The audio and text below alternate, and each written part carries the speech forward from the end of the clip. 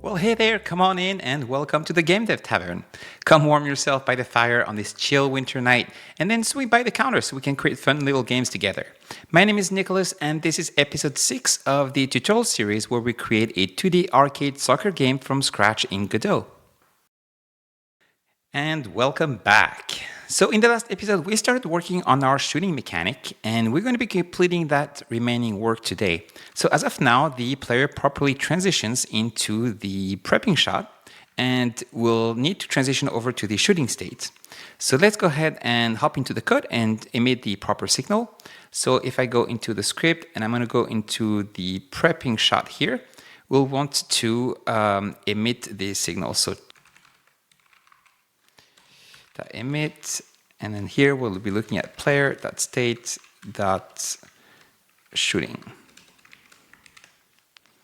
Okay, so when we transition over to the shooting state, we'll then land into this class here. When we transition into this state, in other words, when the state node actually enters the player scene tree here, we'll want to start by kicking off by playing our kick animation. So let's hop over into here and enter this code. So when the node enters the tree, we'll want to play the animation kick. Okay, so let's go ahead and try this out. There we go. Now, we want to monitor when that animation completes.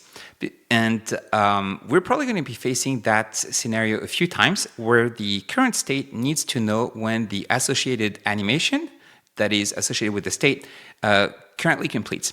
And typically what we would do in this case is as part of the animation player, we would hop over to the end of the animation and then we would add a track, call a method, and then here we would pick a node on which we'd want to set the callback. Now, ideally, we'd want to have a callback on this shooting state so that this class can actually take care of it.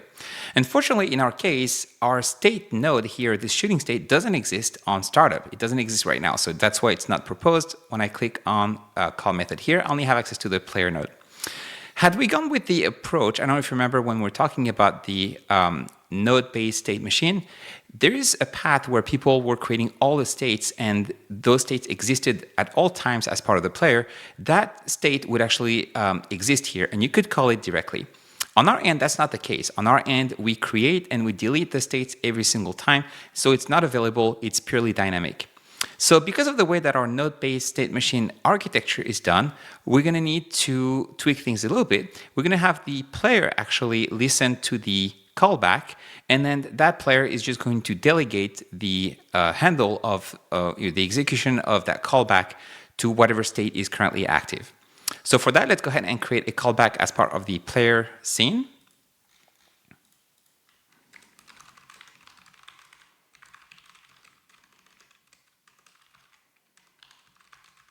Okay, and let's just pass for now, but that means that we can now call it at the end of this animation here. So I'm going to click on add track and call method, bring this here. When I click on player, I now can right click, insert key, and here I should pick on animation complete. All right, so now when the animation completes, we're here as part of the player. So the one thing that we'll need to do is pass that callback to the current state. The current state right now, which is one of those states, doesn't know how to handle the animation complete. So let's go ahead and create that as part of the base class. Again, this is going to be something that's going to be used by multiple states. So we can just go ahead and create a callback method here. And we'll just have whatever class needs it to override that method. So let's go over into the shooting state. And now we can actually listen to that callback.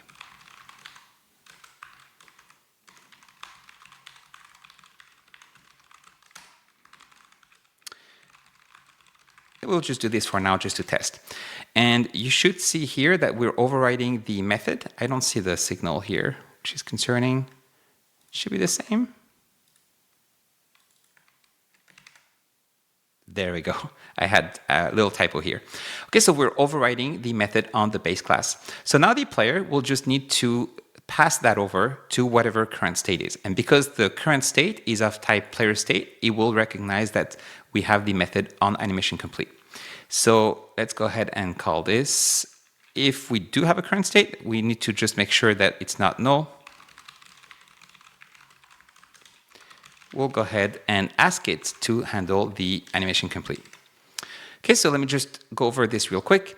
We have a bunch of animations tied to our player. The animation can use a callback on the player. The player will just delegate that callback to the current state. And the current state here, by default, has an empty method that can be overridden by the various states. So here in the shooting state, we are overriding this, and we're going to be printing animation is complete. So let's just try this out. And I'm going to bring this to the side a little bit to see the output here. All right, and here you can see animation is complete. We also have that print information that we can probably get rid of. So let's go over into the prep shot, and let me get rid of this print statement here. And then let's go ahead and complete this code here. Oh, I see an error. Load racers, pull events. Okay, these look, and you might see some of those, but they do look like errors that would go away if I was just to restart Godot. They seem to happen from time to time with this new version 4.4. Okay, so let's hop over back into this callback. And what do we need to do here? Well, we probably want to swap over to a different state. So we're going to give a little bit of an advantage to human players here. What we're going to be doing is if that player is currently controlled by control scheme by a CPU, then we'll have it go into the recovery state.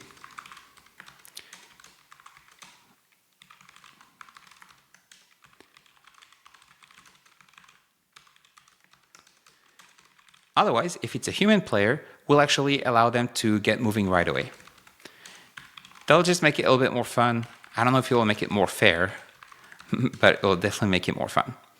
Okay, and we also want to actually shoot the ball. So maybe let's just use that, create a different method for this.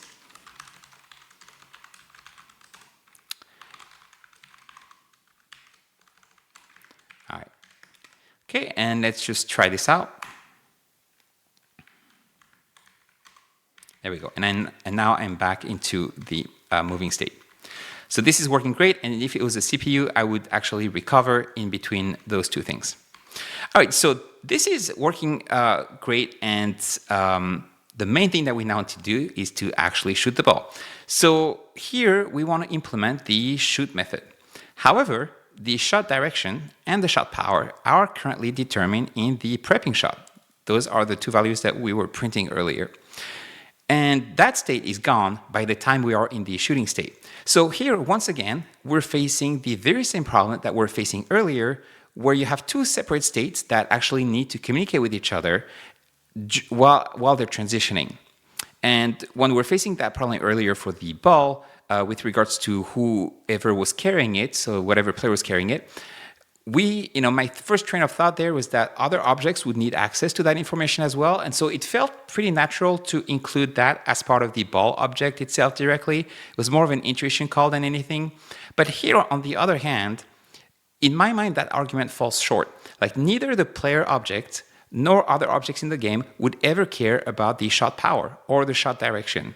The only objects, the only classes that actually care about this are the prepping shot state and the shooting state.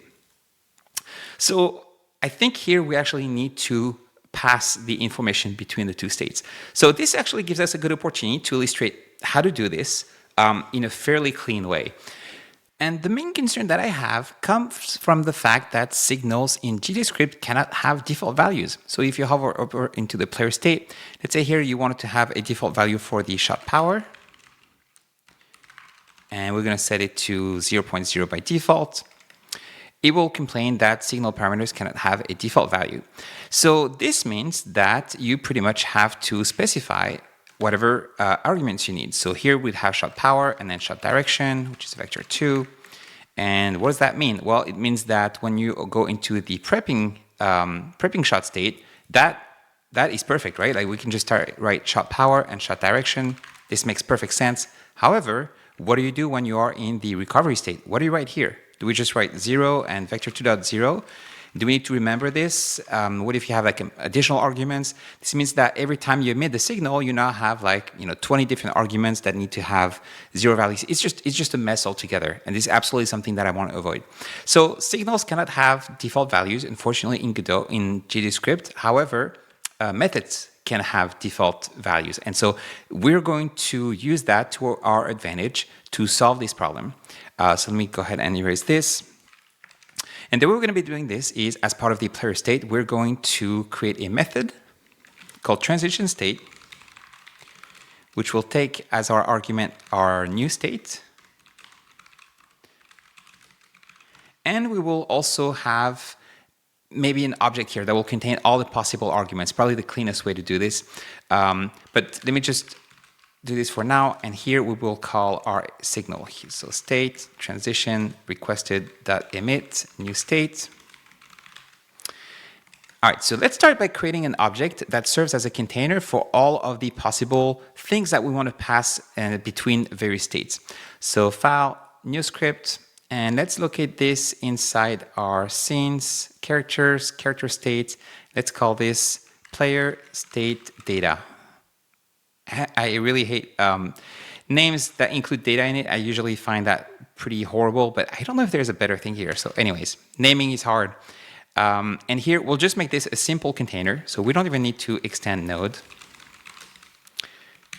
And it will contain all of the possible data that we need to pass between states. So here, we only need 2 things. We need a shot direction, which is a vector 2, and a shot power, which is a float.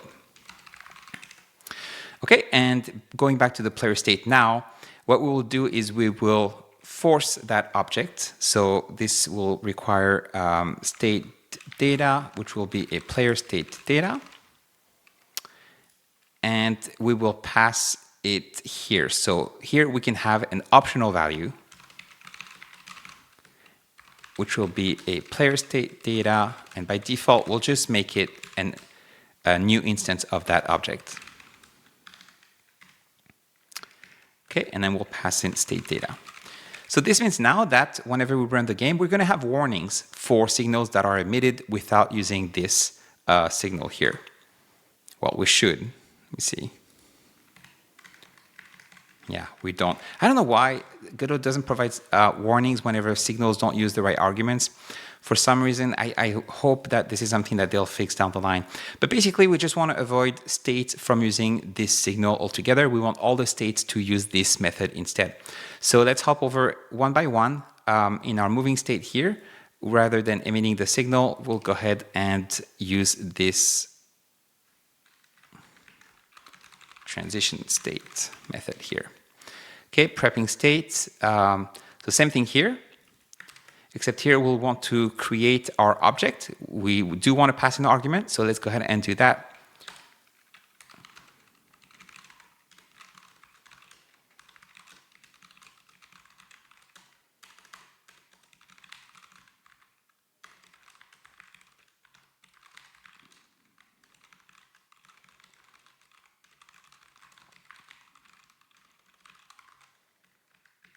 And then we can just pass that argument that we create ourselves. Transition state, there we go. Okay, next state is recovery. So again, we don't want to use this signal directly. Shooting state, same thing here, and tackling state, same thing here. All right, so hopefully that makes sense. Basically here, we are requesting a transition to the state, and we don't need to pass any optional argument. If we wanted to pass some data over to the recovery state, we could create an object, pass in whatever data we wanted, and then just pass it here, and that would be perfectly fine. Okay, so we are sending the data. We now need to access it. So we're going to be passing the data into the state. So let's hop over into the player here. And when we transition states, we need to pass in that data. So first of all, when we switch states, let's go ahead and have our argument. So this is going to be a player state data, and let's make it an empty instance by default. And then we'll go ahead and pass it as part of the setup here. How about we'll pass it right after the main object. Okay, so back into the setup, let's have our state data here. State data, I guess that's okay. Player state data. This is going to be, let's make it, again, let's make it a new instance. And when we set it up, here we'll need the context data. And then let's go ahead and set it up here. So state data equals context data. All right, so this means that, let's see, what are they complaining about? Setup here. So I think it should be okay. Okay, so now when we are in the new state, so let's hop over into the shooting state here, we should now have access to our state information, state data. So here, let's do print state data. And actually, this is going to be an object, so it's not going to print much. We're just going to add a breakpoint here just to see. Okay, so let me just recap real quick what we have been doing. So back into the prepping shot, we're creating a container, just a simple object, passing in the information, and then rather than emitting the signal directly, we're calling this transition state method, which has an optional argument. We're going to be using it here because we needed to pass information between the various states. And whenever we call this method, we basically call the signal. This time we do pass in that argument. Again, there's no possibility to have that as an optional argument. And then we just pass that on whenever the player listens to the signal from the children, right? Like this is the parent, which will listen to the child nodes. We will pass that state information to the new state. So that way, this top level parent serves as a relay, basically receives the information from the child it's about to destroy, and then it passes it over to the new child state. Let's go ahead and try this out. So F5, and I'm going to bring this here. Actually, it's probably going to stop the game. So here, all right, and we are now paused here. And if I look at the state data object, we should have the information. And I actually didn't click any directional keys, so this actually makes it feel like it's not working. Let me just try this again.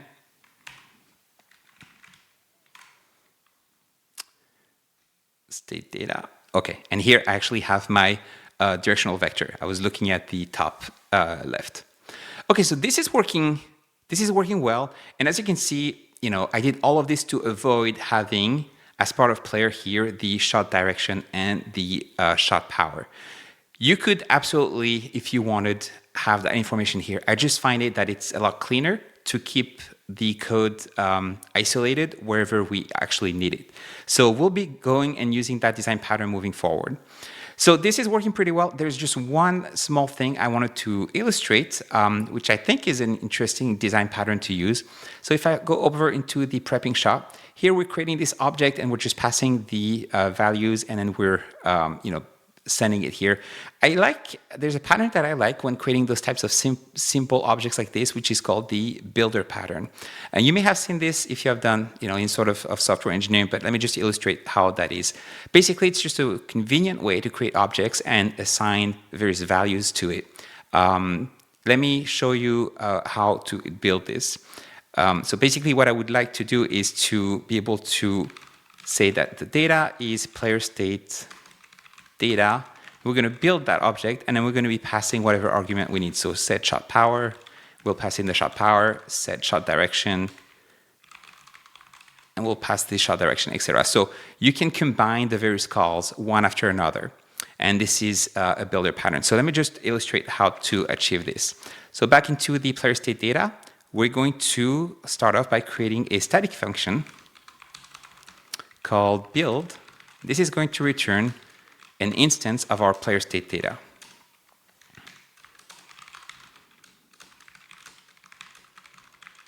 Okay, and then for all of the functions that we need, for example, set shot direction, we're going to return the object itself. So the first thing we'll do here is setting the shot direction. And then we'll return self. We'll do the same thing for the shot power.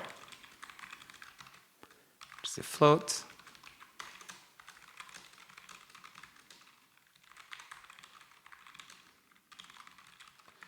All right, so basically we have a build method which is static, so it can be called from anywhere, which will create an instance of this object. And then the methods that we create allow us to always return that object itself, which allows us to chain the various calls that we're making. So now back into the prepping state. Rather than use those 3 lines here, I'm going to comment those out and uncomment this, so we can create the object here using the build, and then we'll set the shot power to shot power, and we'll set the shot direction to shot direction.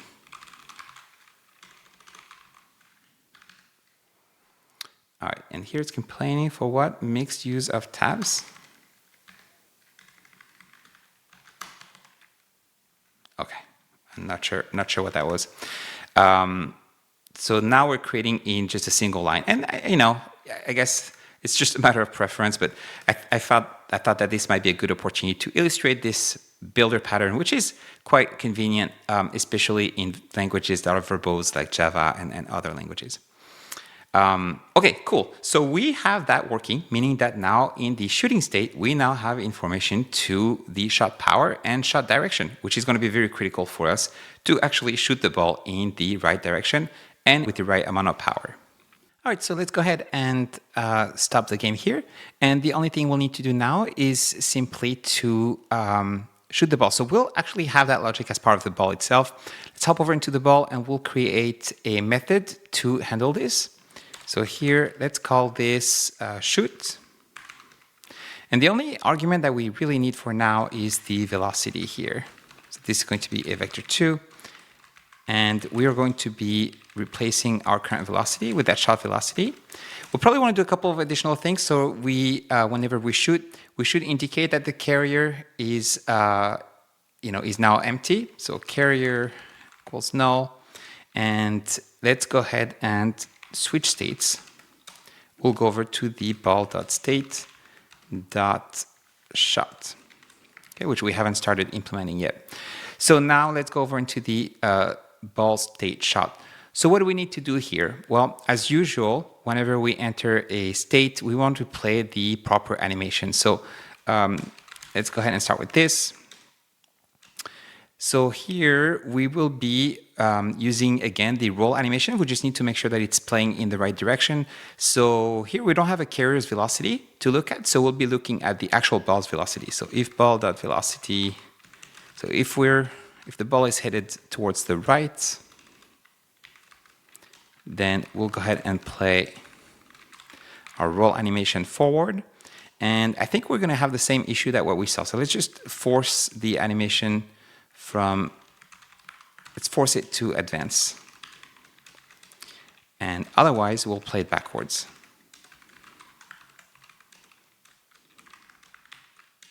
And again, we'll force the animation frame to go one frame further. All right, so what do we want to do whenever we shoot the ball? Well, we want to make sure that the ball continues moving, at least at the same amount of velocity. So let's hop over into our process method. Oops. Okay, and here we want to use the method. So there's a method as part of our ball here, which is animatable body 2D. If I click here, you currently have access to a method called move and collide.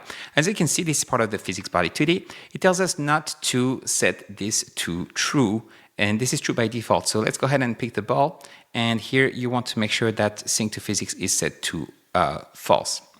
So back into the ball state shot here, we can then just call this method called move and collide. And then here, the only thing we'll need to do is the motion, which is currently our velocity.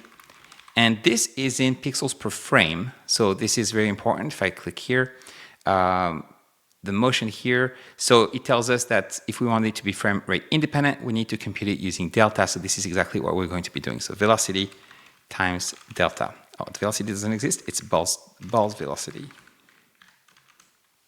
Okay, we now need to call this shoot method from our player.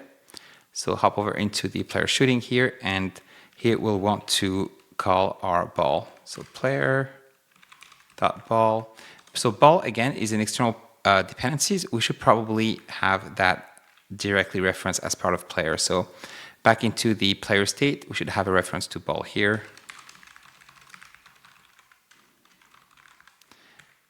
And let's add it at the end.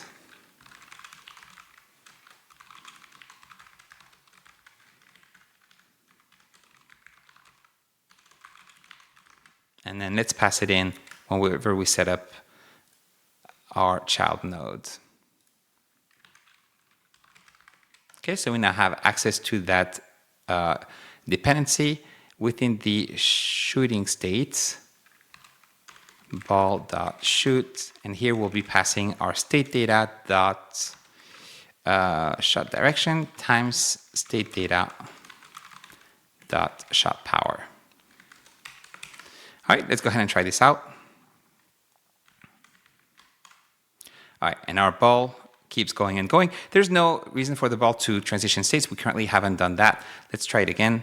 And this time I'm going to aim a different direction and maybe just try to leave it a little bit further. You can see the ball goes faster towards the top left.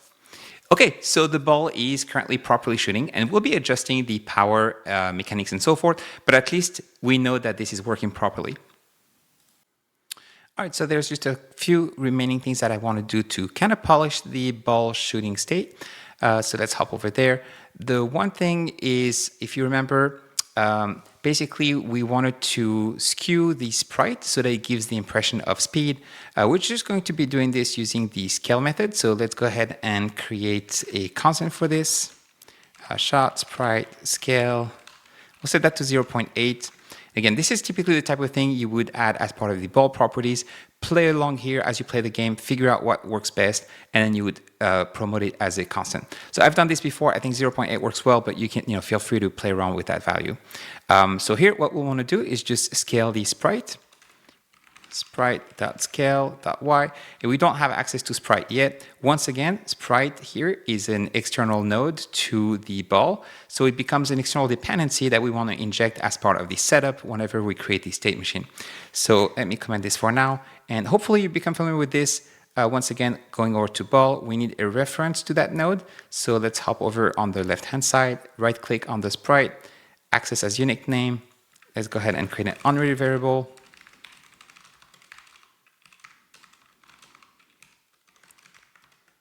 There we go, and then we'll pass it as part of the setup. Let's put it at the end. Hop over into the setup method. Let's go ahead and create, let's see, var sprite2d equals null. We'll add it at the end here. I always like to have my arguments here start with context. It just, it's just a nice way to remember where it's coming from. So context sprite, this is going to be a sprite2d.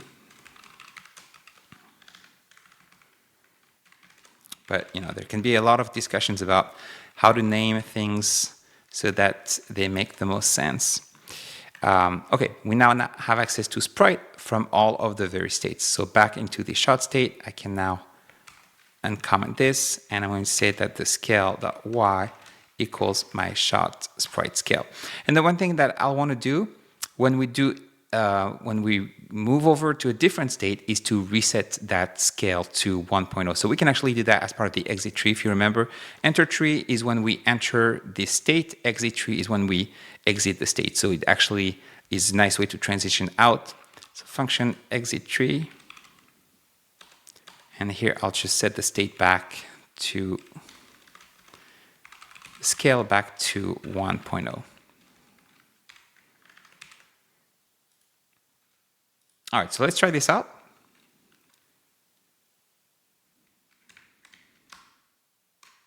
All right, you can see the ball kind of skewed. It actually gives a little bit of a comical sense to the game. We should also provide some height to the ball. Right now, that that shadow kind of feels a little bit weird. And let me also clear this issue here. Local parameter state data is not used. It's shadowing. Interesting. Okay. I want to make sure that we pass in the right information here. We definitely don't want to have things that shadow each other. All right, so going back to the shot state, let's give this ball some height. So when we enter the tree, let's create another constant here. And we're going to set this to 5 pixels height. So I don't know if our ball currently has a height property. We're going to need this. Equals 0.0.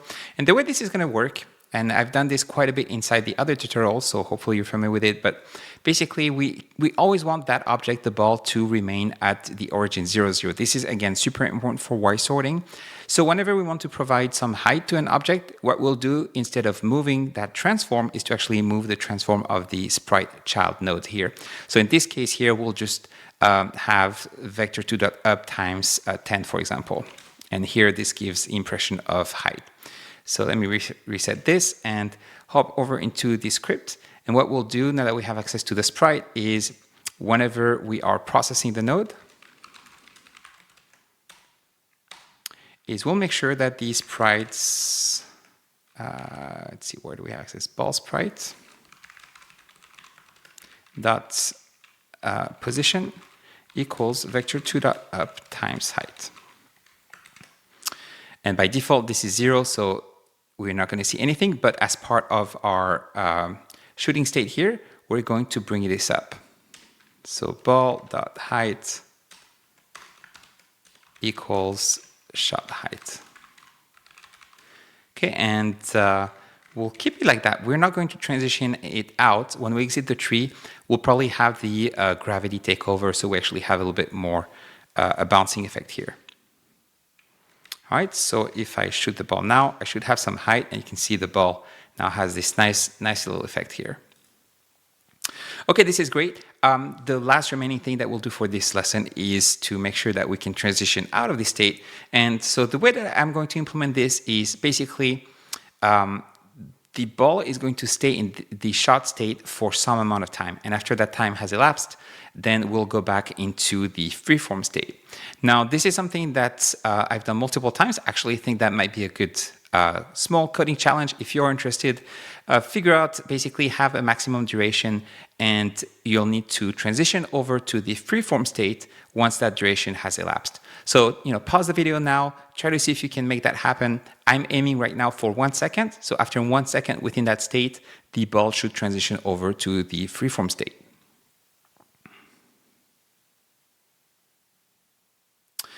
Okay, so hopefully you had a chance to pause the video and try this out. Let me just show you how I implemented this. So first I created a constant. I'm gonna call this duration shot.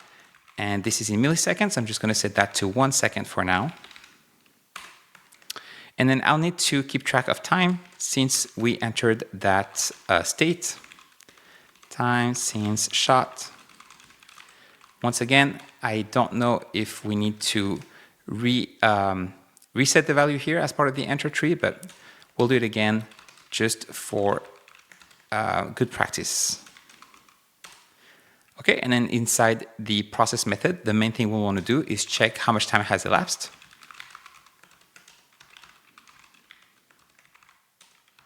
And if it's above 1 second, then we'll transition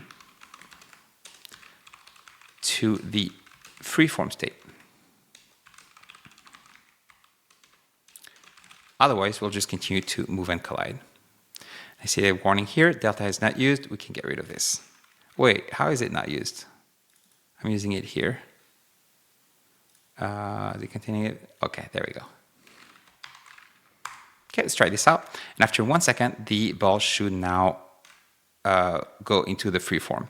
And in the freeform right now, we don't have anything, so this is kind of a magical ball, but at least it ensures that this is working properly. All right, well, we've covered quite a few concepts today, and we've reached a decent spot to save our changes. So as usual, we're going to go ahead and persist this online. So let me open up my Git and just, well, lots of changes today. Let's just go ahead and add all of those. And we're going to add a comment to add the ability to shoot the ball.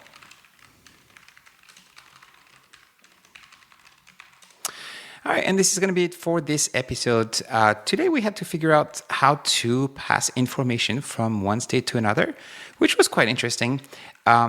We also talked a little bit about the builder pattern, which can be very convenient depending on the use cases. And hopefully you learned something new and something useful that you can reuse in your future games. In the next episode, we'll do a little bit of physics, and we'll allow the ball to start bouncing around and just falling to the ground here. So it should be a pretty fun episode. In the meantime, I wanted to thank you so much for watching. We're spending more and more time in the code here, so please don't hesitate to let me know if you're stuck anywhere, and I'll do my best to help in the comment section. If you are enjoying the series and your heart is telling you to perform a good deed today, please don't hesitate to press those like and subscribe buttons. It really helps the channel grow over time. And once I reach 1,000 YouTube subscribers, I'll have you pick the nature of the next tutorial series. Time to take a quick break, and I'll see you in the next episode. Cheers!